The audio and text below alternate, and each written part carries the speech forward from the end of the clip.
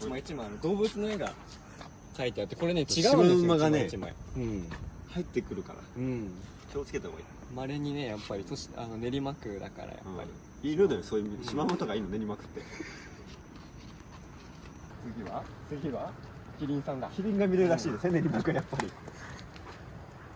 立ち入り禁止と入りにこのもう入っちゃってるから。食い込んじゃってるね。もうこれもポイントだね。だから。関係者以外立ち入り禁止って書いてあるから、やっぱキリンが自分関係あると思って入ってきたからね。魔法界の動物入れてもらえませんかって。